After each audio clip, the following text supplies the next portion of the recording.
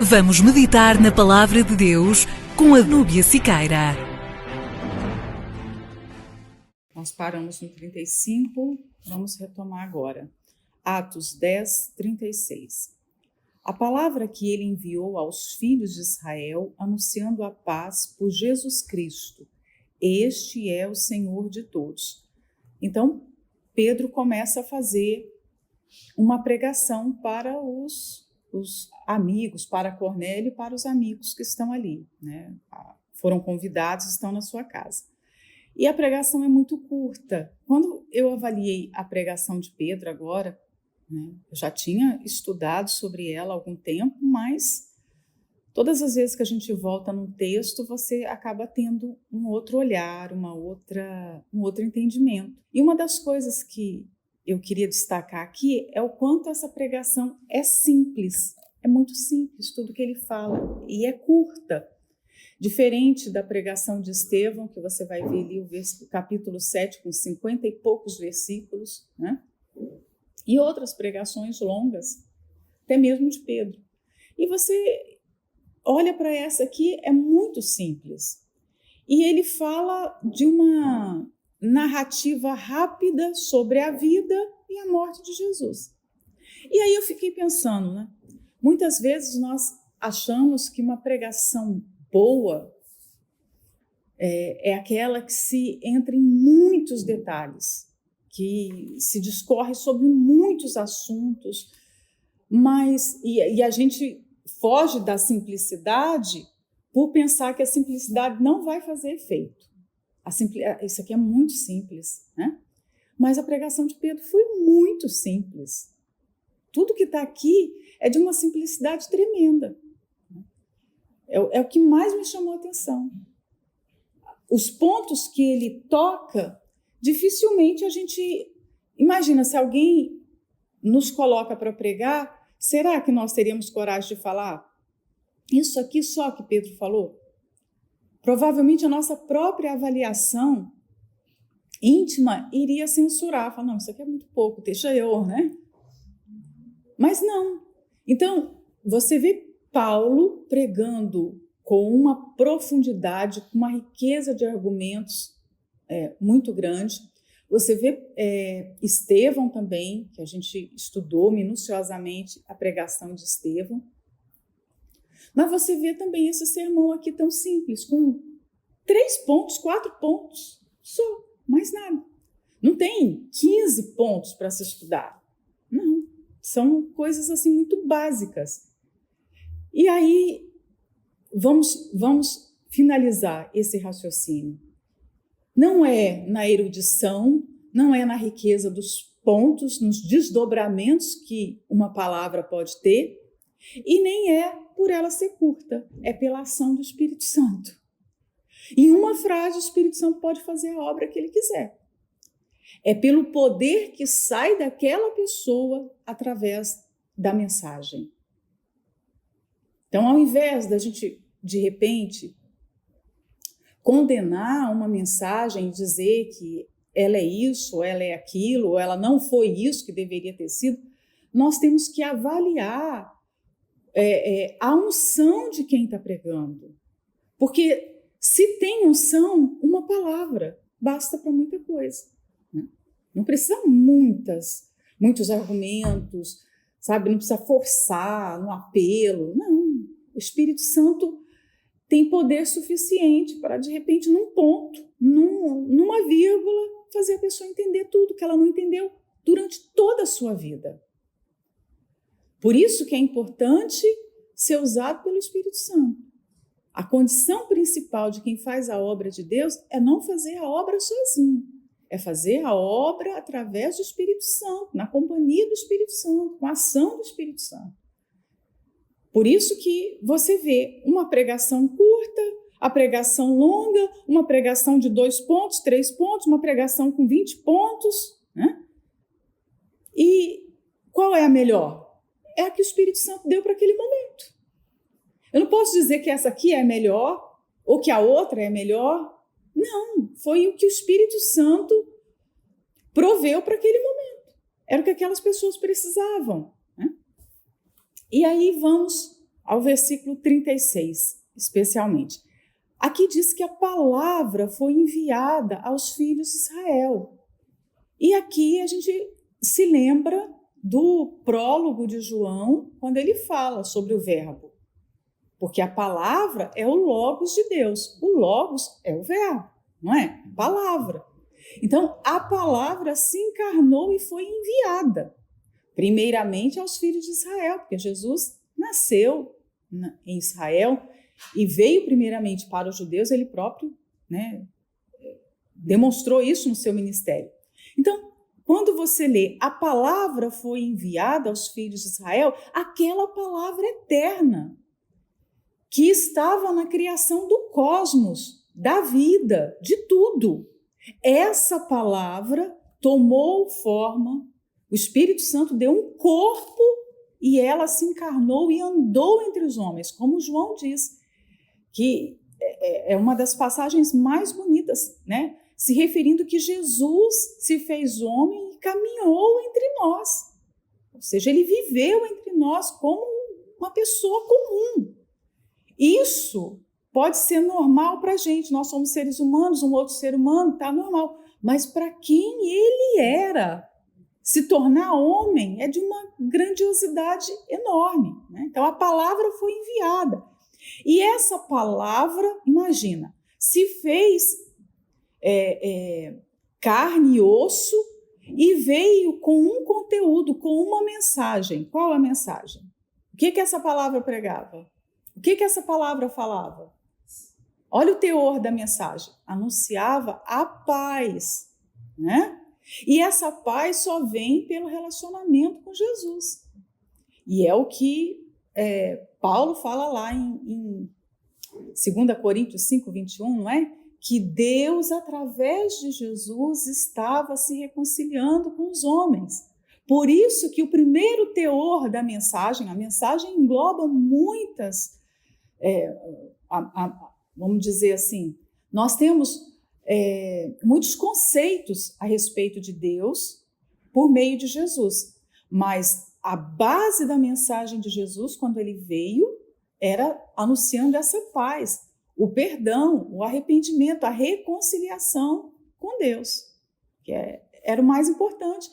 Não tinha outro propósito maior do que esse. Quando Deus envia Jesus, envia a palavra, ele quer paz com os homens, ele quer que os homens se aproximem dele. Então, Jesus é aquele que anuncia a paz, mas ele também é a paz. Olha só como é profundo o evangelho. Ele, como pessoa, é a própria paz. E aí vamos analisar um pouquinho sobre paz. E além da paz da reconciliação, tem aquele versículo de Romanos 5, 21, eu não anotei aqui para falar, mas eu me lembro de 5, 1, né? Que fala sobre a justificação. Uma pessoa que se reconcilia com Deus é justificada pelo Senhor Jesus, ela experimenta dessa paz.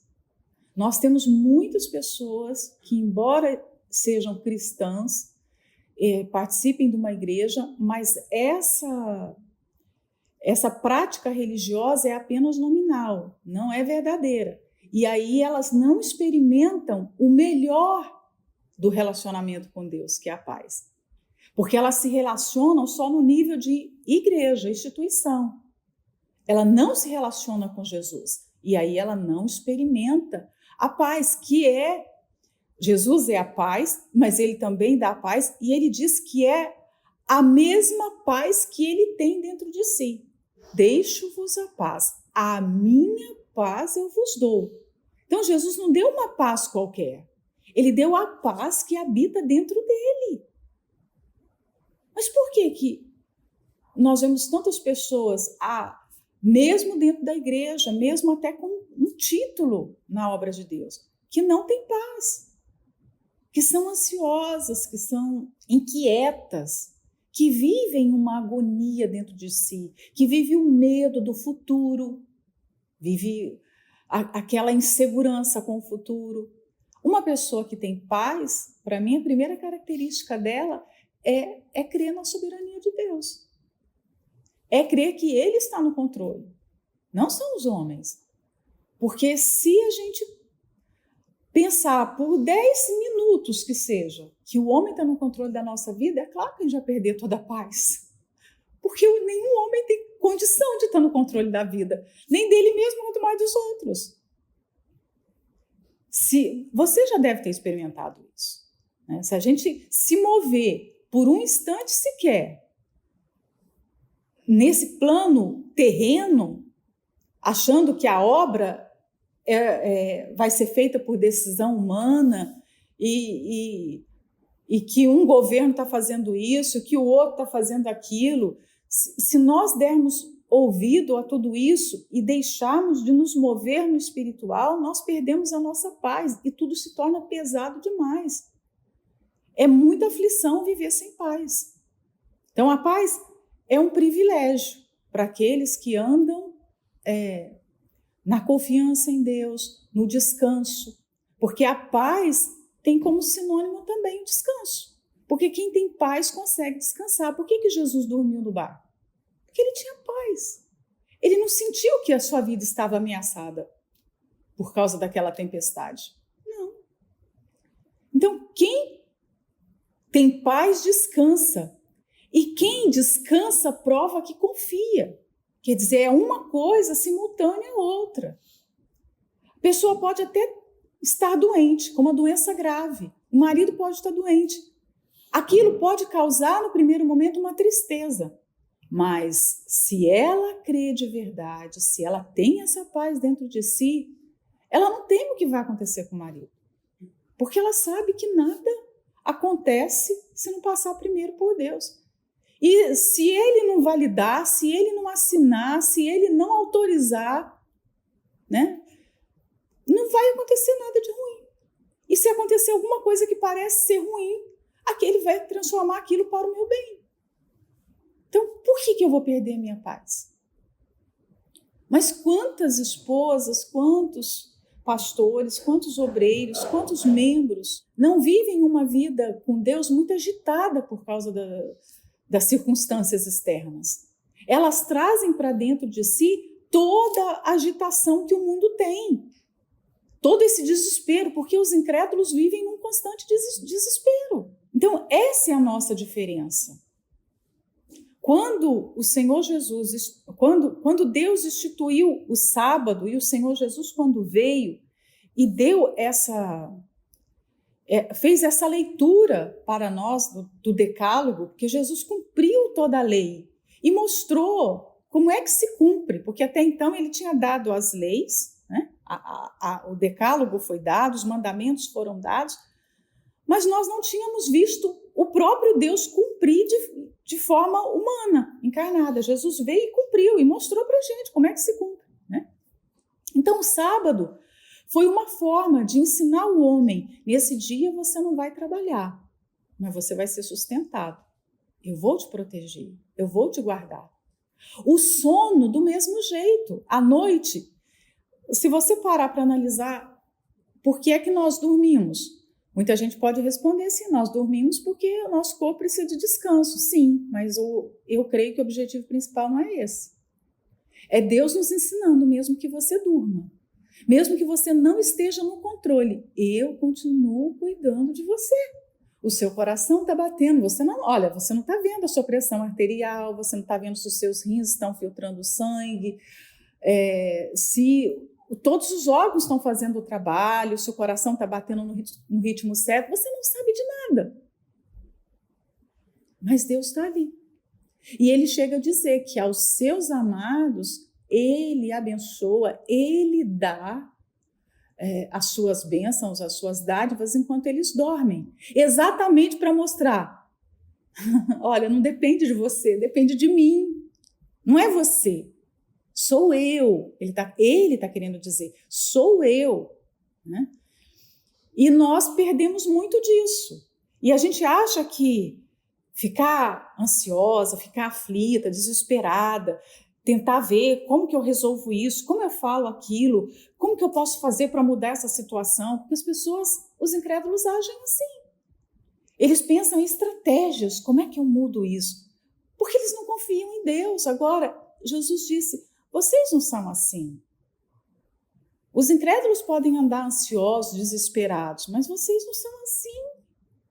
Ou vocês não podem ser assim, né? Porque tem muita gente que é assim. E isso traz doença, sofrimento, a incredulidade cresce. Então, essa paz que nós trabalhamos tanto para levar aos perdidos, às pessoas que estão novas na igreja, novas na fé e que ainda não experimentaram, às vezes nós precisamos trabalhar essa paz para os de dentro também, porque muita gente não tem essa paz. E repito, não pense que a sua paz vai depender de calmaria na obra. Vai depender que o casamento esteja maravilhoso, que a igreja esteja maravilhosa, que a família esteja bem, que a saúde esteja bem. Não, essa paz não depende de circunstâncias exteriores. Ela depende do meu relacionamento com Deus. Ela é o próprio Jesus habitando dentro de mim. Quando vocês lerem esse versículo, a minha paz eu vos dou, imagina a profundidade disso. Ter a paz de Jesus dentro de você, a mesma paz que havia dentro dele. Pare e analise, eu não vou falar aqui o que isso significa, mas eu quero que você reflita. Você tem a mesma paz de Jesus? Mesmo que o corpo dê sinais de cansaço, de uma enfermidade, mesmo que os sinais de um futuro difícil, mesmo com notícias ruins, a paz está ali, porque Jesus está ali. Houve uma reconciliação, houve uma amizade com Deus. Eu sou amiga de Deus, então por que eu vou temer? E outra coisa, a paz está lá entre os frutos do Espírito Santo, não está? E aí? Não ter paz significa o quê? Não ter a ação do Espírito Santo dentro de si. Porque se ela é um fruto gerado pelo Espírito Santo, se eu olho para mim e não tenho paz, está faltando o Espírito Santo. Então são coisas muito simples, né, que a gente precisa analisar. Ah, não, eu só estou aflita, ansiosa, eu sou assim. Mas é normal, afinal nós somos humanos. E o Espírito Santo? Nós somos realmente humanos, mas o Espírito Santo é divino e ele habita em nós. E aí?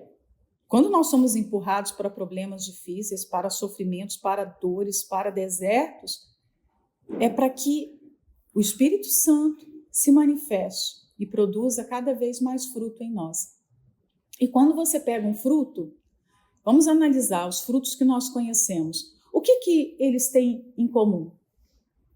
Pensa numa uva, na pera, na maçã, no caqui, no abacate. Pensa nesses frutos aí. O que eles têm em comum? Tem o quê? Semente. Então, por fora está aquele fruto bonito, apetitoso, mas o mais precioso do fruto é a semente que está ali dentro, porque é a capacidade de continuação daquela planta, daquela árvore. Então, o fruto em nós é Deus colocando uma semente dentro de cada fruto que nós produzimos para que haja uma continuação, uma continuidade daquilo que Deus tem feito no mundo. Então, não ter fruto é muito sério, por isso que Jesus falou sobre quando viu aquela figueira que sem frutos, ele amaldiçoou. Por isso que Isaías 5 fala lá, do agricultor que tinha a sua vinha que não tinha fruto. E ele, vamos cortar, porque eu já fiz de tudo por essa vinha. O fruto não é só gostoso para se alimentar. Ele carrega em si a capacidade de continuar a pregação do Evangelho. Então, todo fruto que nós damos, além dele alimentar, ele está semeando a palavra. Imagina isso. E a paz é um fruto do Espírito Santo. Quem tem paz está pregando com a sua paz. Está pregando com o seu autocontrole. Com a sua confiança em Deus. Quando se descansa, eu estou mostrando. Está todo mundo correndo desesperado, aflito, sem confiança. Mas eu estou confiando, eu estou mostrando o quê? O fruto do Espírito, que é a paz. Né? Quem tem paz, descansa. E aí tem, no final do versículo, que que Jesus, este é o Senhor de todos. Muito importante falar isso. Muitas pessoas olham para Jesus apenas como seu Salvador. Existe uma fé fajuta. Existe uma fé fajuta nesse mundo que muitos evangélicos desenvolvem, têm, né? Que é a fé que ele vai ser salvo dos seus problemas. Ele vai ser salvo de um casamento difícil, ele vai ser salvo da doença, ele vai ser salvo do problema financeiro. E as pessoas se apegam a essa ideia. A fé é maravilhosa, porque ela me safa das situações difíceis. Não, a fé é preciosíssima, porque ela nos apresenta um Salvador para a nossa alma. Mas nós também não podemos esquecer que este Salvador é Salvador enquanto nós estamos vivos. Só enquanto nós estamos vivos, nós temos acesso a clamar por esse Salvador. A partir do momento que nós morremos, nós conheceremos apenas o Senhor. A salvação é a oportunidade de Deus durante esse tempo aqui na Terra, de vida, só aqui. Depois daqui, ele é apenas Senhor e juiz, não é? Ele oferece a salvação enquanto a vida. A oportunidade é agora, é hoje. Então, nós não podemos nos apegar a uma fé apenas salvadora. Ah, Jesus é o meu Salvador. Ele tem que ser Senhor também. Pedro está falando com um grupo de pessoas aqui que não era salvo. Esse grupo não tinha experimentado a salvação. Mas ele apresenta um Jesus que é Senhor. Nós não podemos tirar isso da nossa mente. Ele é Senhor, né? Esta palavra, vós bem sabeis, veio por toda a Judéia, começando pela Galileia, depois do batismo que João pregou. Ele continua com a ideia da palavra. Olha só o quanto isso aqui é importante. Ele começa lá com a palavra, lembra que o iniciozinho do sermão é Pedro falando que Deus não faz acepção de pessoas, que Deus não tem filhos favoritos, que ele trata todos de uma mesma forma, ele dá oportunidade para todos. Mas agora ele vem e se apega muito ao conceito da palavra, que a palavra que estava com Deus, a palavra que era Deus, né, veio ao mundo. E essa palavra não somente trouxe uma mensagem, ela era a própria mensagem. E aí, como é que essa palavra viveu encarnada? Olha, ele veio e caminhou por toda a Judéia, começando pela Galileia, depois do batismo que João pregou. Ele vai narrar de forma simples todos os fatos. Jesus começou o seu ministério, como nós sabemos, depois do batismo lá no Rio Jordão, onde João batizou nas águas e veio sobre ele o Espírito Santo. É claro que Jesus, os 30 anos anteriores, ele viveu obedecendo a Deus. Ele viveu fazendo a vontade de Deus, a vontade do Pai foi sempre a sua prioridade. Mesmo no anonimato, nós estamos num tempo hoje de muita exposição, de uma vida que fica completamente à mostra para todo mundo. Através das redes sociais, as pessoas sabem o que o outro está comendo, onde ele está indo, que roupa que ele comprou, para onde vai ser o seu destino né? Às vezes a pessoa ela fala já nas redes sociais para onde ela vai nas próximas férias, no ano que vem, tipo. Há essa exposição, elas mostram toda a sua vida. E a Bíblia fala de uma vida no secreto. A Bíblia fala e enfatiza e mostra como exemplo na vida dos próprios profetas, dos homens de Deus do passado e do próprio Senhor Jesus, a importância de uma vida no secreto. O mais importante não é o que você mostra nas redes sociais para as pessoas, é o que você vive da porta para dentro do seu quarto. Essa é a vida que te sustenta. É como um iceberg. Você vê lá 10 metros dele para fora, mas ele tem para cada 10 metros, 40 metros subterrâneos. Por quê? Porque aquilo é o que o sustenta. Então, aquilo que as pessoas veem de nós tem que ser apenas uma pequena parte daquilo que nós vivemos no secreto com Deus. O mundo hoje caminha para essa hiperexposição, de maneira que as pessoas vivam apenas essa vida aparente e fujam do secreto. E é o secreto que nos mantém. Jesus começou essa grande obra na Galileia, depois foi para a Judéia, né, e levou a palavra para todo Israel, mas porque ele tinha essa vida no secreto. Foram 30 anos de anonimato. Imagina isso. 30 anos sendo filho apenas de Maria e José. E sendo irmão do Tiago e dos outros lá. Uma vida completamente simples, mas uma vida de contemplação a Deus, uma vida de reflexão, de busca intensa da vontade de Deus. Nós não podemos aceitar esse padrão que está sendo exposto e substituir a vida secreta pela vida pública. O bispo tem batido numa tecla, vocês devem ter percebido isso, que os nossos maiores sacrifícios, os sacrifícios que mais agradam a Deus, são aqueles feitos em secreto. O momento que Deus mais está nos observando é quando nós estamos a sós. O que nós fazemos, o que nós desejamos? Na vida pública é muito fácil você demonstrar que é cristão. De maneira que, em público, quase ninguém é reprovado. E ali, onde ninguém vê, essa vida íntima que vai nos sustentar na hora da tentação, na hora dos desertos, das dores. João Batista, se você ler lá, Lucas 1:80, fala que João Batista pregou no deserto. Não. A gente muitas vezes fala só que João Batista teve ministério no deserto. Lucas 1:80 fala que João Batista viveu no deserto, desde pequeno. Aquele foi a sua moradia. Aquele foi o seu endereço, deserto.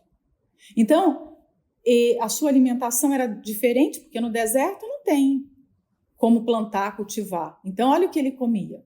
As suas roupas eram diferentes. No deserto, você precisa ter uma roupa muito mais resistente, não é? No deserto, você vai conviver com o silêncio, com a solidão, com a solitude, digamos assim, né? Mas era o processo para que quando ele começasse o ministério, digamos, 30 anos de deserto para João Batista, fez um bem tão grande, que é a vida no secreto. A vida do secreto dele foi os 30 anos no deserto. E quando ele aparece? E quando ele começa o ministério, o que nós temos de descrição desse ministério na Bíblia? Foi um ministério tão poderoso que os religiosos, tipo assim, quem é esse homem? Como surgiu? A gente não sabia, não é? Nós não sabíamos que existia um homem assim. Mas aonde é que ele estava? Escondido no deserto. Você quer fazer coisas grandes para Deus? Você tem que estar escondida no deserto lá, no seu secreto. Quando João Batista começa o ministério, gente, é como se tivesse soltado um pitbull. Oh, ele está com toda a força, ele está com uma garra tão grande que as pessoas saem de todos os lugares e vão para o deserto para ouvi-lo. Não é um pregador comum. É um pregador que fala aquilo que ninguém tinha falado até então. Com poder, com ousadia.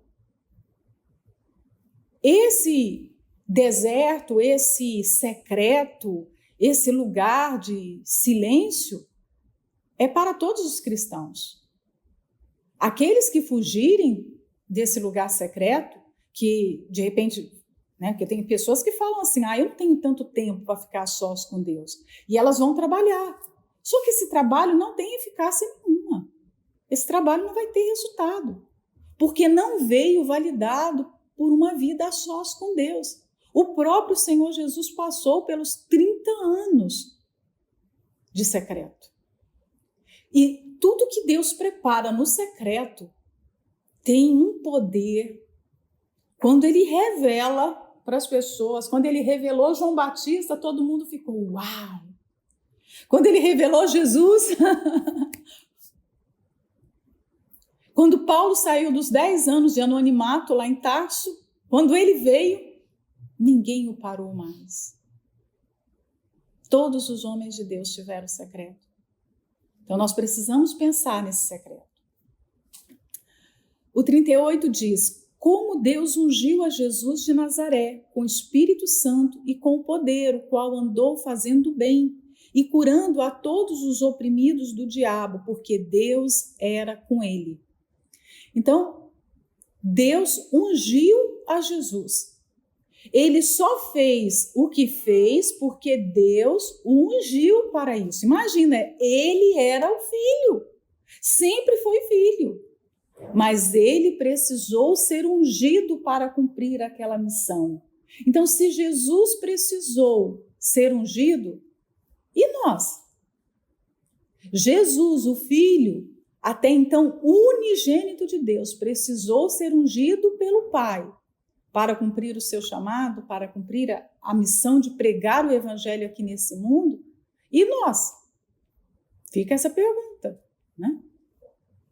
Será que nós temos capacidade, por nós mesmas, de fazer a obra de Deus? Será que alguém tem? Algum ser humano tem, por mais inteligente que seja? Mas quantas vezes a gente acha que tem? E nós vamos fazer as coisas. E vamos sem unção. Você vê aqui a Trindade, olha. Deus ungiu Jesus com o Espírito Santo. 3 numa pessoa. Significa que eu não posso ousar fazer nada para Deus sozinha. Eu preciso do Pai, eu preciso do Filho, eu preciso do Espírito Santo. Então, a unção, você vê lá o azeite sendo derramado sobre a cabeça de Davi, Davi sendo escolhido como rei. Deus faz questão de separar aquele momento marca, aqui é o início. Teve o início para Jesus. Teve o início de João Batista, teve o início para Jeremias, teve o início para Moisés. Qual foi o seu início? Foi quando o pastor te chamou? Não pode ser o homem, tem que ser Deus. Ah, foi quando o pastor me chamou para ser obreira. Não. Esse chamado é interior, esse chamado é pessoal, é feito só por Deus, ele não dá para ninguém. É algo entre a pessoa e Deus, é exclusivo. Não tem a participação dos demais. O pastor só formaliza aquilo que Deus já fez. Já houve uma nomeação, já houve uma unção. Então o pastor vai lá e faz a parte formal, né? Jesus, com o Espírito Santo, é claro, ele iria fazer o que é mal? Não, ele iria fazer o bem. Uma pessoa cheia do Espírito Santo faz o bem, né? Curando a todos os oprimidos do diabo. Uma pessoa cheia do Espírito Santo vai desfazer as obras do diabo. Ela vai ser inimiga do mal. Ela nunca vai ter uma parceria com o diabo. Ela nunca vai ter um pezinho, sabe? Um rabinho preso com Satanás. Não. Ela vai desfazer as obras do diabo. Uma vez andando com a luz, uma vez sendo da luz, eu não tenho nada das trevas comigo. Jesus disse isso. Eu nada tenho das trevas. Não tenho uma mentira, uma dissimulação, um fingimento. Não tem um roubo, mesmo que seja pequeno, um desvio aqui, um desvio ali. Não tem uma língua maledicente. Não tem. Ela não tem nada do diabo. Muito pelo contrário, ela desfaz as obras do diabo, né? E por que acontecia tudo isso? Ele fazia o bem, ele era um homem cheio do poder do Espírito Santo, ele libertava as pessoas oprimidas, ele desfazia as obras do diabo, porque Deus era com ele. Quando Deus é com alguém, essa pessoa vai ter obras que vão mostrar isso. Lembra quando Nicodemos chegou até Jesus? O que ele disse? Lá no comecinho de João 3. Chama o Senhor Jesus de Rabi e fala que ninguém poderia fazer aquelas obras se Deus não fosse com ele, né? Sabemos que és vindo de Deus, porque ninguém pode fazer o que o Senhor faz se Deus não for com ele. Então, é uma característica também nossa. Quando Deus é com uma pessoa, ele vai mostrar que ele é com essa pessoa. O mundo pode tentar esconder, pode tentar colocar essa pessoa o mais escondida possível. Mas Deus vai lá, tira ela de trás das malhadas, tira ela e mostra. E quando ele mostra os seus, ele mostra de forma inusitada, grandiosa. Ele tem as suas maneiras de mostrar, não é? A gente sabe disso. Deus tem um jeito de mostrar aqueles que são dele, que o homem não consegue realmente repetir.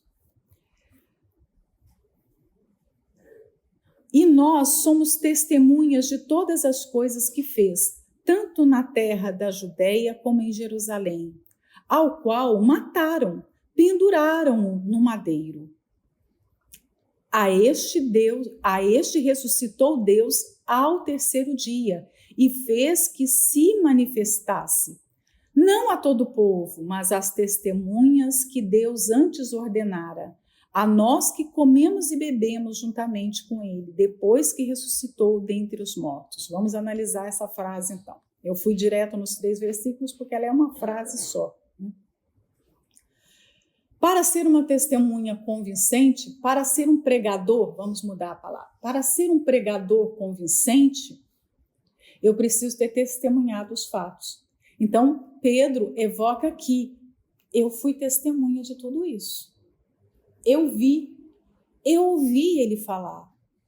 Eu vi ele fazer todas essas obras. Eu vi o que fizeram com ele. Deus era com Jesus, ele sempre fazia o bem, mas em contrapartida, o mundo reagiu de uma forma cruel. O mundo, olha só, ele fala, o mataram, o penduraram no madeiro. Então, o mundo, né, o pecado, o diabo, todo o sistema do mal que há nesse mundo se levantou contra Jesus. Mas qual foi a resposta de Deus? Olha só, Deus o ressuscitou ao terceiro dia. Então, o mundo pode tentar fazer o mal para quem é de Deus. E o mesmo vai acontecer. Porque é como tentar esconder a cidade edificada, né? Tentar esconder a luz. Se a gente não consegue esconder uma luz física, imagina esconder a luz de Deus. Quem é que vai poder ofuscar uma pessoa cheia do brilho do Espírito Santo? Então, o mundo fez isso com Jesus. Pedro está falando. Os homens, e claro, o sistema religioso naquela época, né? O prenderam, o mataram, o colocaram no madeiro como maldito. Mas Deus respondeu ao que os homens fizeram. Né? E a resposta foi a ressurreição. E fez com que ele se manifestasse. Mas ele não se manifestou para todo o povo. Agora vem aqui algo interessante. Quando Jesus ressuscitou, você já parou para pensar por que Jesus não foi lá se mostrar para os sacerdotes, hein? Não seria o mais óbvio? Porque foram eles, digamos assim, os culpados. Nós sabemos que foram os nossos pecados. Mas quem formalizou a acusação, quem incriminou Jesus, quem o levou a Pilatos, foi o sumo sacerdote, os sacerdotes, né? O sinédrio. Por que Jesus não foi lá no sinédrio? Ele sabia onde era. Eu ressuscitei, estou aqui, estou vivo. Não, ele não apareceu para todo mundo. Ele não fez a menor questão de aparecer para alguma daquelas pessoas. Ele não quis aparecer para Pilatos, ele não quis aparecer para Caifás, para Anás, para ninguém daquela turma ali. Mas ele apareceu, mas as testemunhas que Deus antes ordenara. As pessoas que tiveram o privilégio de ver Jesus ressuscitado foram as pessoas que viviam a fé. a Dona Maria, digamos assim, né? O seu João, as pessoas mais simples. Mas aos olhos de Deus, elas eram as pessoas mais importantes. Os mais importantes de Israel não eram os religiosos, não eram as autoridades, não eram os aristocratas, eram as pessoas que criam nele. Então, para quem Deus se manifesta? Para quem crer nele, quem obedece a ele. Nós poderíamos pensar assim, mas esses aqui não têm luz. Os religiosos, por exemplo, eles não têm luz. Não seria interessante que a luz, que é Jesus, aparecesse para esses que não têm luz? Deus costuma agir assim. Quanto mais luz uma pessoa tem, mais luz ele dá a ela. Quanto menos luz ela tem, né, mais as trevas vão tomando conta. É a decadência de Saul. Quem não se importa com Deus, quem não faz questão da sua palavra, quem não teme a ele, vai ficando cada vez com menos luz, menos luz, menos luz. E de repente ela está em trevas total. Ele nunca vai dar uma revelação para alguém que já não pratica o que sabe. Hoje o Espírito Santo fala e ele observa, né? Vamos ver se essa pessoa vai praticar. Porque à medida que ela pratica, eu tenho que dar mais. Ele é esse Deus que dá sempre mais. Essas pessoas creram em Jesus, tiveram o privilégio de estar com Jesus vivo, caminharam com ele. E agora ele morreu, ressuscitou e ele aparece de novo para elas. Por quê? Ele queria dar ainda mais luz, porque agora é uma nova dimensão de fé. É uma comunhão com Jesus ressurreto. Então é um nível muito mais alto. Por isso que muitas vezes você vê na obra de Deus pessoas que estão sendo usadas por Deus numa responsabilidade e você pensa assim, não, essa pessoa não vai ser contada mais, vamos contar com outras, porque essa aqui já está fazendo isso. Não funciona assim. Deus não faz, vou dar uma distribuição justa no sentido humano. Esse aqui não tem nada, então não. Eu vou dar para quem está tratando o meu privilégio como algo especial. Essa pessoa tem um talento e trata esse um talento como qualquer coisa, a tendência é ela perder um talento. E aquele que tem 10 vai ganhar 20, vai ganhar 30, vai ganhar 50. E aí as pessoas vão pensar assim, isso é injusto. É justo na perspectiva divina. Por isso que é importante você receber a palavra e logo colocar em prática. Porque à medida que a gente pratica, Deus vai acrescentando ainda mais entendimento da palavra, ainda mais força para praticar a palavra, porque é assim que funciona, né? E essas pessoas aqui tiveram a oportunidade de comer e beber com ele. Uau! Imagina, Jesus tinha morrido e ressuscitado. Isso nunca tinha acontecido. Deus em carne e osso morreu, porque Deus é imortal. Mas Jesus experimentou a morte. Mas Deus, com todo o seu poder, o tirou do reino dos mortos e fez ele tornar a vida, ressurreto.